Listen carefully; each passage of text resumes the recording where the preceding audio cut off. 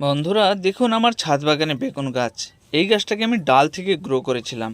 এইখানে একটা নয় অনেকগুলো গাছ আছে, 2-3টা গাছ আছে ডাল থেকে গ্রো করা। তার সাথে কিছু ডাল আমি লাগিয়েছি, সেগুলোও আপনাদেরকে দেখাবো। আপনারা দেখুন কিভাবে ফল ধরে আছে।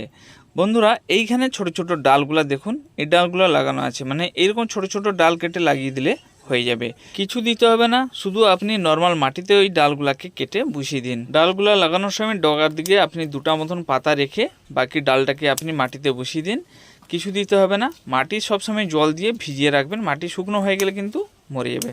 আর দেখুন আমি হারভেস্ট করে আপনাদেরকে দেখাচ্ছি কত পরিমাণে আমার ছাদ বাগানে বেগুন হয়েছে। দেখুন এই কোটা গাছ থেকে আমি বেশ কিছু করে বেগুন হারভেস্ট করে নিই প্রতিবার। বন্ধুরা এই গাছগুলাকে কমসে কম আমি 5 থেকে 6 বছর হয়ে গেল আমি ডাল থেকে গ্রো করি। এই বেগুনের ভ্যারাইটিটা আমার খুবই ভালো লাগে, গাছে প্রচণ্ড ফল হয়, খেতেও খুবই ভালো লাগে, মিষ্টি লাগে, তাই আমি এই জাতটাকে বাঁচিয়ে রেখেছি।